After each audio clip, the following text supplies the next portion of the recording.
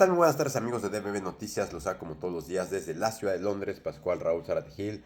Antes de comenzar los queremos invitar como todos los días que entren a nuestro portal de noticias dbbnoticias.com, un portal que tiene el propósito único de mantenerlos bien informados de los distintos acontecimientos locales, federales e internacionales que le van dando la vuelta al mundo a nuestro estado.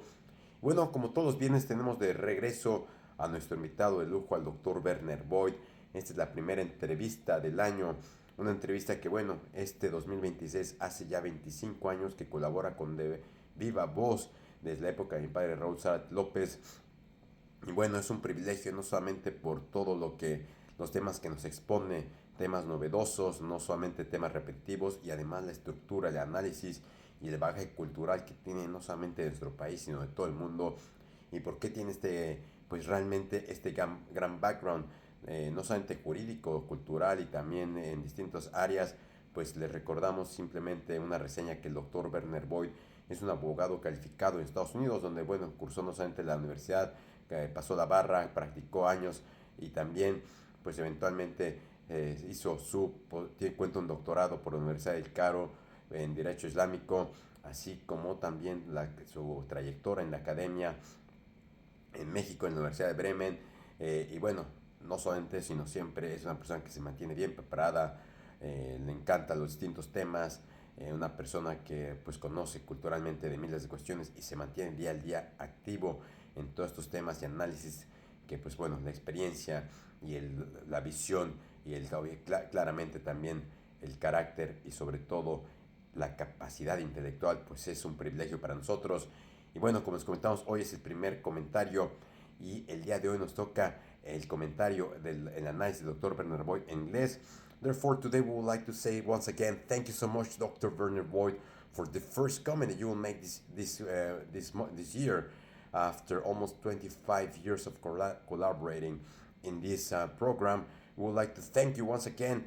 And I think this week, probably since last week, it has been a hot topic, the invasion, let's call it that way, or the intervention from the US, or in specific Donald Trump administration, into Venezuela to extract former President Nicolás Maduro to be put on trial in New York for apparently using drugs, selling drugs, and facilitating different cartels in Venezuela, as well as what does this represent not only for Venezuela but in general to the foreign affairs of not only the US but even the Western or even the international community. And also, should Mexico be concerned of any of these decisions? What is the risk for our country, as we are fully aware that Mexico is one of the main targets for Donald Trump, along with the obvious reason that we have a very strong presence in terms of cartels in our country. Therefore, Dr. Werner will speak about today a topic titled President Sheinbaum is absolutely correct in condemning the disgusting illegality of Trump's arrest of Venezuela's president Nicolás Maduro. So now there are three things to watch for the Mexican government. Dr. Werner Voigt, good afternoon. Very good afternoon.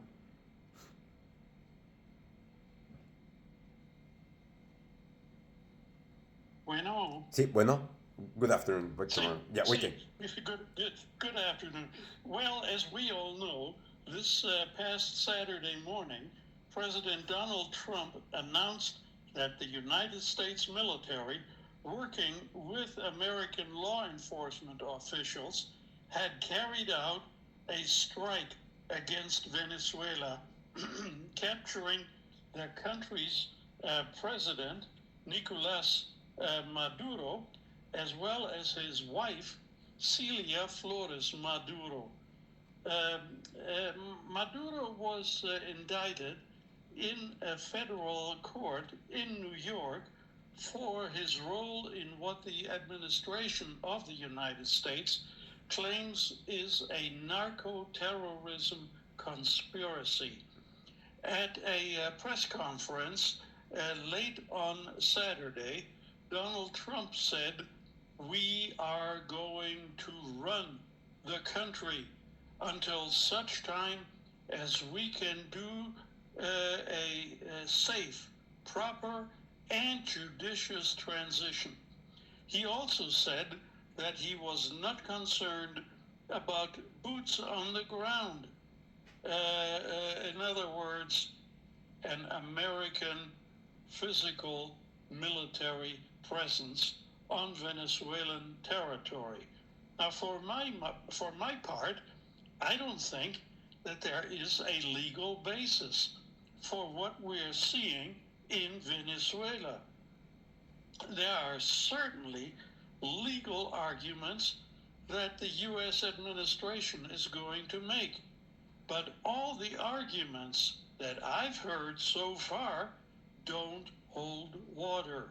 None of them really justify what Trump seems to have ordered to take place in Venezuela. We're still in the early days, but the arguments that have been made in the run-up to this full-scale effort have largely focused on self-defense against drug traffickers, who the U.S. claims are being supported or maybe even directed by Nicolás Maduro and his administration. The problem is that really doesn't work under international law.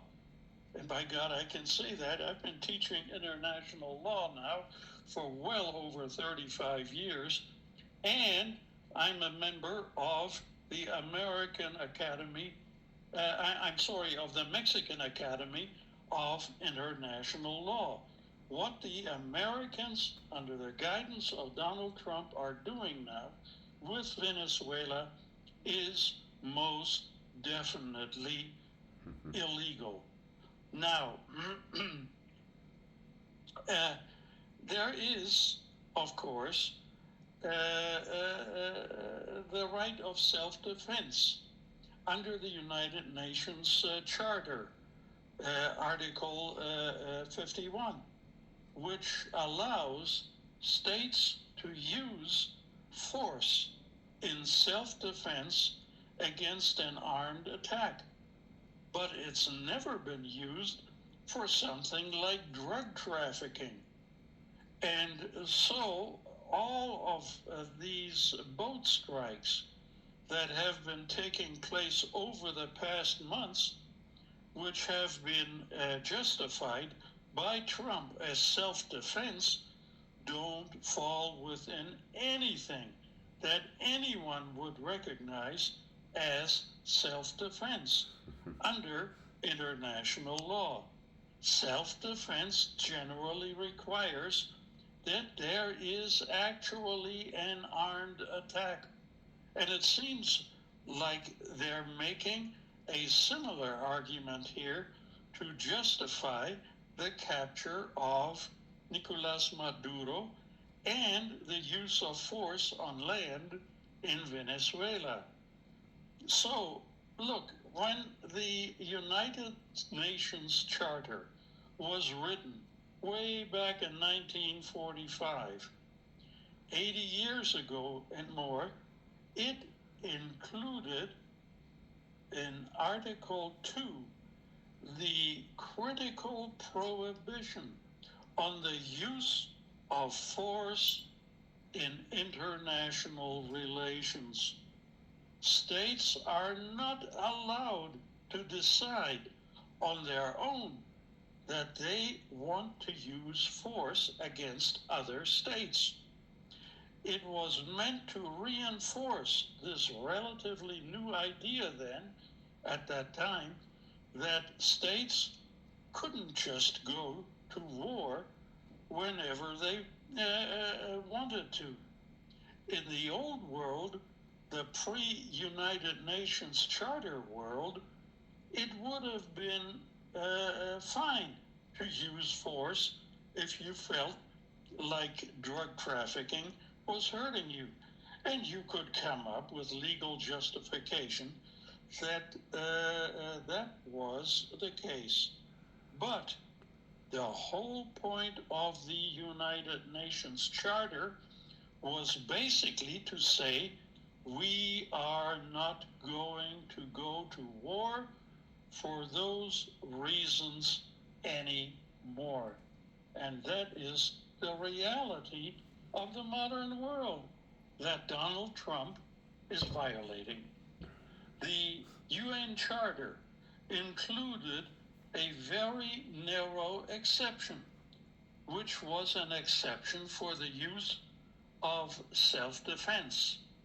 The idea there was that surely we shouldn't have to wait for the Security Council to authorize the use of force in order to defend ourselves if we are attacked. But that was meant to be a very narrow exception.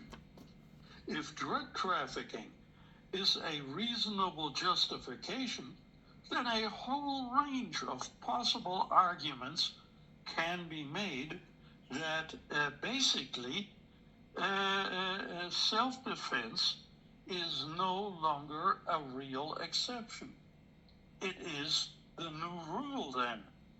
Why wouldn't you make the same argument about communicable diseases?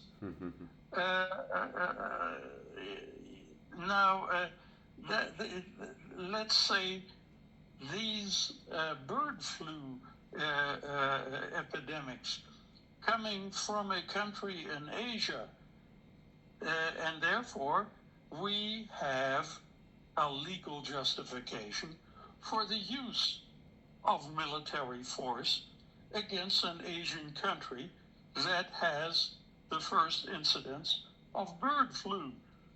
Once we start going down that road, the idea that there's any limit evaporates. I mean, yes, drugs are horrific. Do they cause loss of life in the United States? Well, of course. There's no doubt that it's a terrible scourge. But the idea that because drugs are coming from a country, it justifies an invasion and a change of administration in that country basically gets rid of any kind of limits on the use of force. And we certainly cannot tolerate that. Let me back up for a moment. As part of this military operation, at least one of the key goals seems to have been the capture of Nicolás Maduro and his wife, who have been indicted for criminal charges in the Southern District of New York. The only way they can do that is if they are claiming that Maduro is not a head of state, because heads of state get immunity, and heads of state are never subject to criminal prosecution in the domestic courts of other states.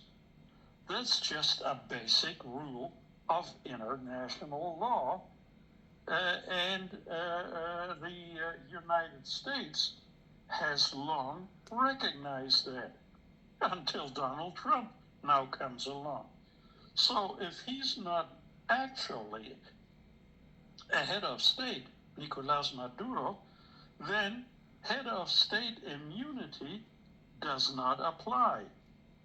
And it's connected to this broader question of the use of military force, in that it may be that they would make a claim that because he is not the legitimate head of state, that somehow they have a legal authority to use force to grab him.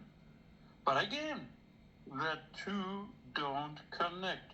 So the problem is that merely saying that Maduro is not a head of state does not then justify the use of military force in Venezuela.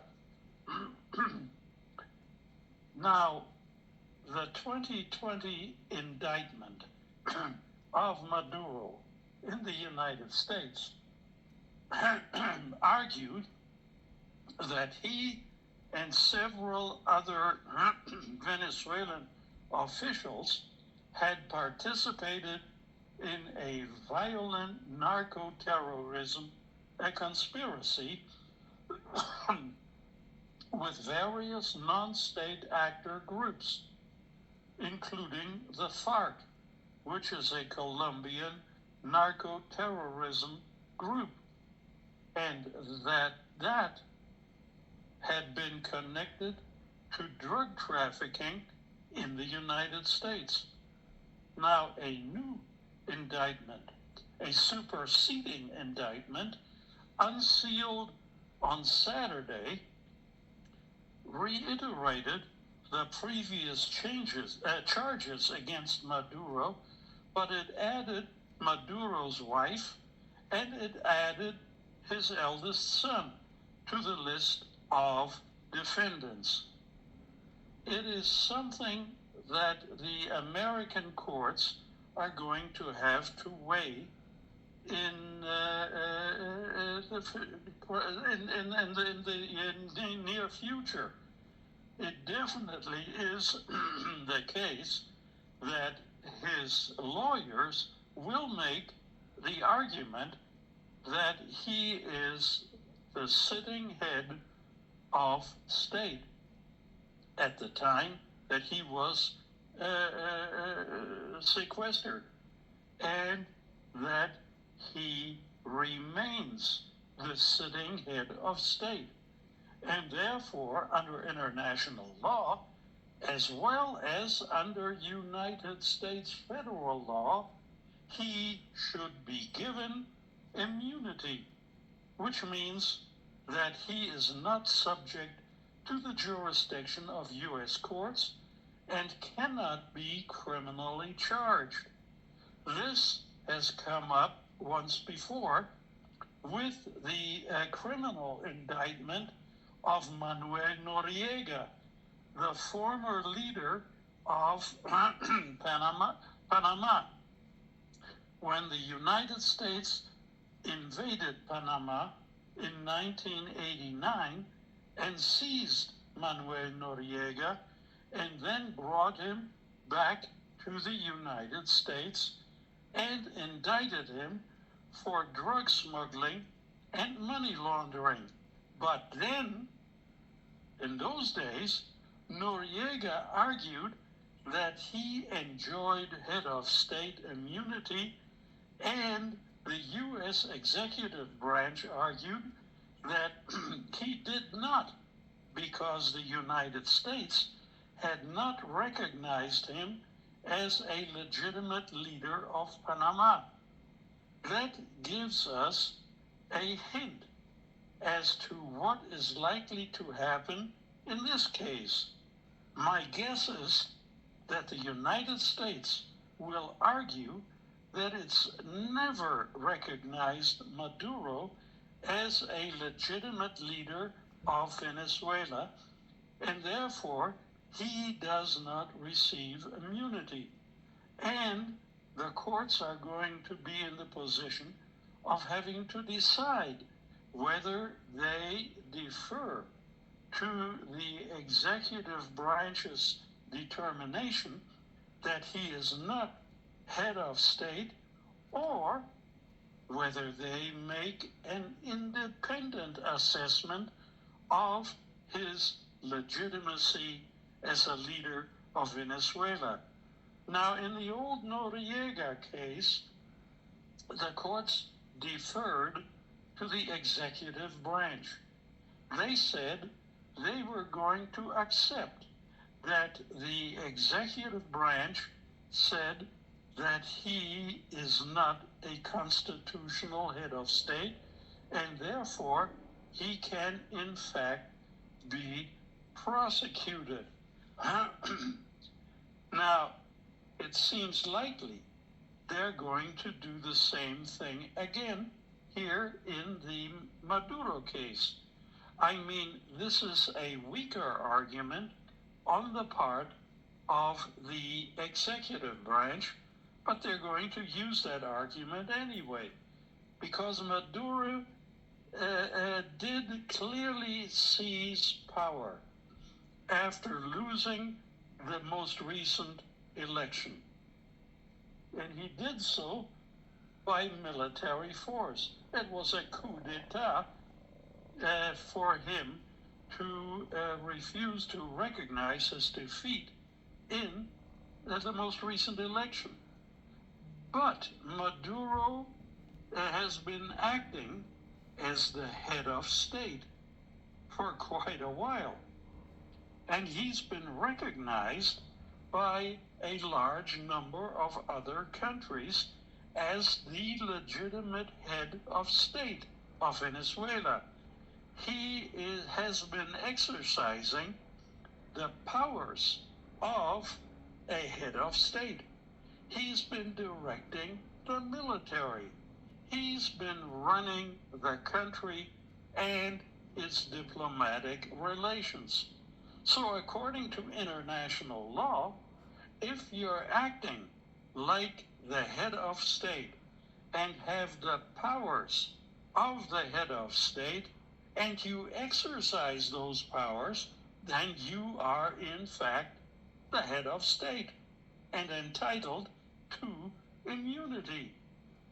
The dangerous thing here is the idea that a president can just decide that a leader of another country is not legitimate and then invade the country and presumably put someone in power who is favored by, in this case, the U.S. administration. If that were the case, that's the end of international law. That's the end of the United Nations Charter. That's the end of any kind of legal limits on the use of force.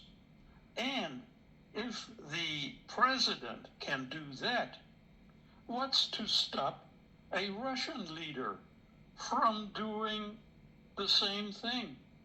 Or a Chinese leader from doing it as well? Well,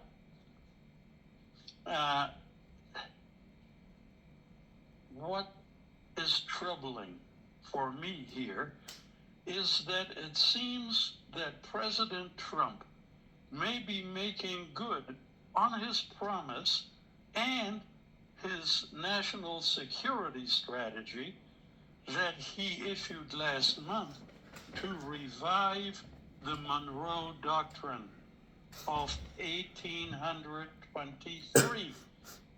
The Theodore Roosevelt corollary to that Monroe Doctrine in the year 1904 was basically a justification by the United States to exercise police power in Latin America, in all of the nations of Latin America.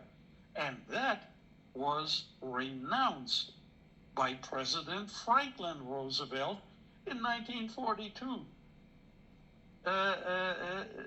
It was part of a shift, the good neighbor policy, as he called it, a shift away from the idea that states could use force whenever they wanted to. It was an endorsement of the idea that we're outlawing war as a way of solving our problems. But now Donald Trump claims that he is creating a Trump corollary to the old Monroe Doctrine. And he suggests that this is not just a one-off. This is going to be a permanent foreign policy of the United States, which he now calls the Dunroe Doctrine. In other words, using his first name Donald, instead of using the word Monroe Doctrine, he calls this the Dunroe Doctrine. Well, he also claimed that he would take the oil away from Venezuela. He even suggested that some of the oil would be taken to pay the United States back for oil he claims was stolen from the United States, and that is presumably a reference to Venezuela's nationalization of the oil companies in the 1970s. Now, what he proposes, what Trump proposes, is looting, plain and simple. And that is clearly unlawful under U.S. law as well as international law. It also makes clear that this is not about what's best for the Venezuelan people. It's all about the oil. And here we have Venezuela as the country with the greatest oil reserves in the world. Trump also just said on Fox News that this was a message to Mexico as well, and that his administration may have to follow up by doing something identical in Mexico. Well, now, I don't think he meant removing Mexico's president, Claudia Sheinbaum, but still, well, that's the danger. And just to be clear, this is catastrophic as a shift away from a world in which we deal with our problems peacefully, diplomatically, toward a world in which now, apparently, we deal with our problems using military force. Horrible. It is telling that in that Fox interview this week, Trump was very dismissive of any suggestion that the U.S. Congress should somehow have been involved in this action against Venezuela. And of course, it's important to remember that it's not just international law, but that's an issue here. It is also U.S. domestic law, and particularly U.S. constitutional law that requires the president to go to Congress to seek authorization before using force against any other country.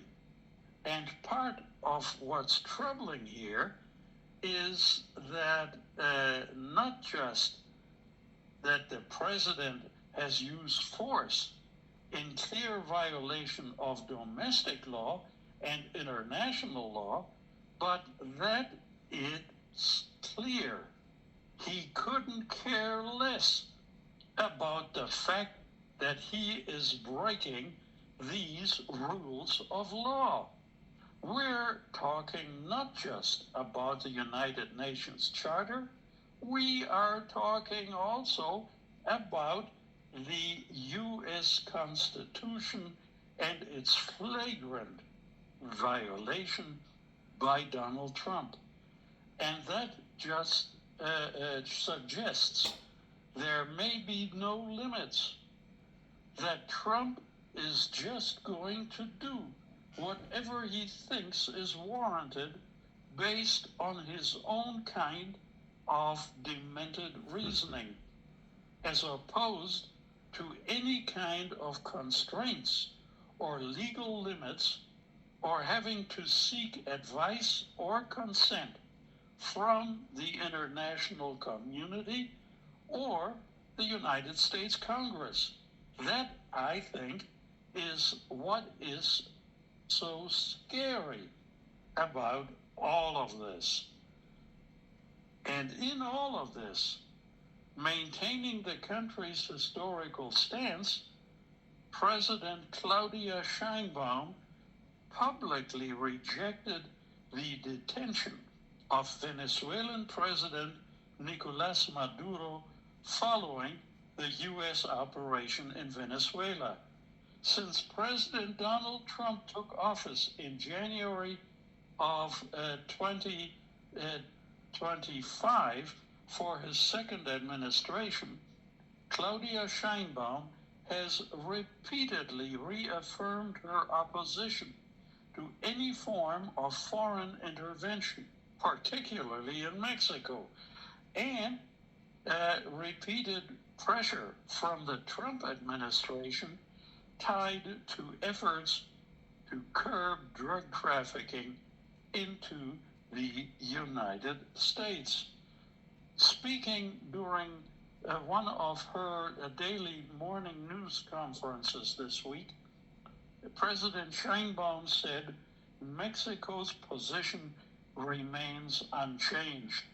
She said, in light of the recent events in Venezuela, where the government of the United States carried out a direct intervention that resulted in the capture of President Nicolás Maduro and his wife, as well as the loss of human life, Mexico reaffirms a principle that is neither new nor open to interpretation. We categorically reject intervention in the internal affairs of other countries. For Mexico, sovereignty and self-determination are neither optional nor negotiable, she added. They are fundamental principles of international law and must be respected at all times without exception. And she's absolutely right in that. She said unilateral action and invasion cannot be the foundation of international relations in the 21st century. They lead neither to peace nor to orderly development. Now, following the military operation in Venezuela that led to Maduro's removal, President Trump said on the 4th of January that he does not rule out similar actions in other countries in the region, notably Mexico.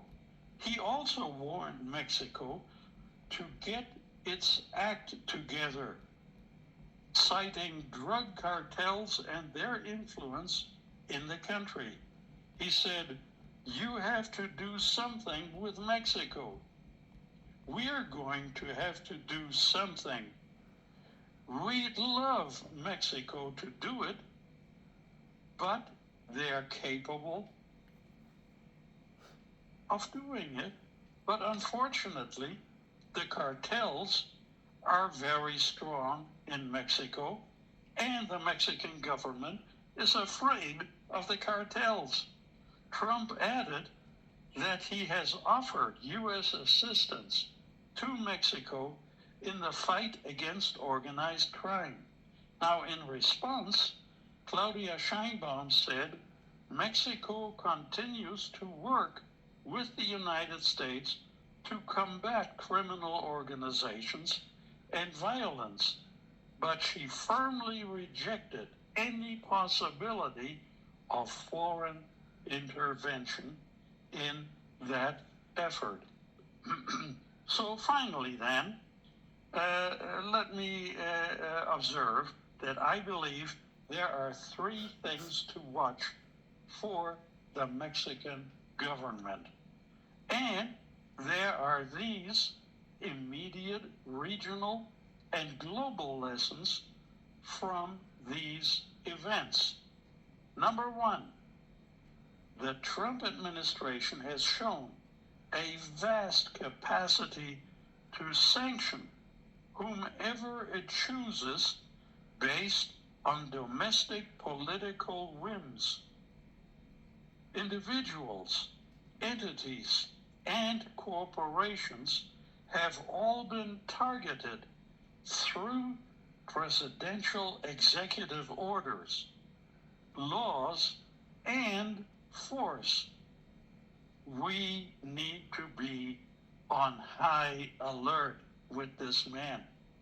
Second, while the cumulative U.S. actions against Venezuela violate the United Nations Charter, the United Nations will be virtually powerless to constrain the United States government under the leadership of Donald Trump. This is due to the veto power held by the permanent members of the Security Council, not to mention Trump's disdain for the United Nations generally. Now, thirdly and finally, U.S. allies and partners need to be very aware of the ramifications of this exceptional U.S. law enforcement practice in Venezuela. If down the line the U.S. military encounters a more robust response than it did in Venezuela, it could trigger NATO treaty obligations for European countries and Canada, as well as ANZUS treaty obligations for Australia against the United States Armed Forces. So if the U.S. continues down the road that it seems to be embarked on, there's every chance the consequences of its interventionism could be felt around the world. That, sadly, is the state of dangerous affairs we are living with today. Yeah, I think that has been one of the main criticism about Donald Trump's decision to extract Nicolás Maduro from Venezuela. First of all, with a due justification, and on top of that, really breaching or violating international law. And the main question, an open question, is: did he open the door to any other leader around the world who would like to do the same act without any proper justification, regardless that very individual decision they will try to be justified, including not only the domestic violation of the law. So I think it is a very, very risky and dangerous time for many countries, as well as the tension between different nations may be rising in the next following months. Like you said, any leader in China, Russia as well, the US, they may want to even invade another country or send troops under any whatever justification. So this is a big risk because it was not a very simple decision. Sounds like it was a very not well informed. Not everyone was consulted, including the Senate, for sure, that recently has been raising their voice, claiming that there should be no further intervention from the U.S. into Venezuela, into their own affairs, regardless that, anyway, in my view, also, Donald Trump is not for the simple fact to extract the president, Nicolás Maduro, that would not fix the issue of the drugs cartels. It's not like they have been eliminated. It's not that the predecessor, or sorry, the new president in Venezuela will stop this. And of course, there were other measurements that they could have taken. However, looks like Donald Trump, again, he just is really having a different state of mind now that he decides very questionable decisions, and on top of that, he will create a big chaos in the international community, uncertainty, and well, Venezuela in particular. Let's see what future they will face internally and, of course, with other groups that may eventually would like to take power. Absolutely. The world is a very, very uncertain, unstable, and dangerous place because of the irrational plans of Donald Trump. Yeah, and let's continue praying for those who are religious. Let's keep an eye as well if at any moment he just will make any very last minute decision, of course, properly well prepared, as he did for sure in Venezuela against Mexico. And in the meantime, all we can do is wait for the next administration to take control in the US once Donald Trump leaves the White House, but still a lot of time ahead of us. So let's expect a 2026 very chaotic in terms of foreign affairs, economy, and other matters thanks to Donald Trump. Absolutely, I agree. Dr. Werner Voigt, would like to thank you once again. Thanks so much for your first amazing explanation of this topic that we have been reading from early this year. And as always, with so many details, so much information provided to us, to our followers. And as always, we will appreciate a next comment following week, next Friday. And we would like to wish you, as always, a great weekend. Thank you very much. Same to you. Hasta la próxima. Pues amigos, como escucharon, un tema muy preocupante lo que ocurre con pues Donald Trump. No se trata solamente de extraer a Nicolás Maduro bajo una justificante pues muy cuestionable, bajo la justificante de este tema de drogas, los carteles de Venezuela que están matando a gente, pero en derecho internacional parecería que no fuera justificante, sino además qué otras medidas pudo haber tomado Donald Trump en contra de dichos carteles. Al final, al extraer a Nicolás Maduro, pues no gana mucho, parecería también que va tras el petróleo. Pero el tema cordial aquí, o más bien coral, es ¿qué será el problema ahora? ¿Cuál será la próxima acción de Donald Trump? ¿Realmente hay riesgo en nuestro país? Es muy latente. Y la otra es, ha cambiado las reglas, que nadie va a respetar ahora el derecho internacional. ¿Será que ahora se quieren dividir los continentes? Estados Unidos bajo, como dice el doctor Werner Voigt, con la política Monroe, América para los americanos, mientras que Rusia, veremos, quiere quedarse con Europa y China con Asia. Parecer que le digan, pues hagan lo que quieran, si pueden lidiar con ellos y sus guerras. Mientras tanto, nosotros movemos la primera pieza en nuestro continente, pues tratando de tomar el mayor productor con reservas que pues realmente confirmadas, que es Venezuela. Así que amigos, de esta forma llegamos al final de esta breve cápsula. Como siempre, les queremos agradecer. Antes de despedirnos, los invitamos como todos los días a que le den like, compartan, dejen sus comentarios y nos escuchamos mañana con noticias frescas antes que los demás. Hasta la próxima.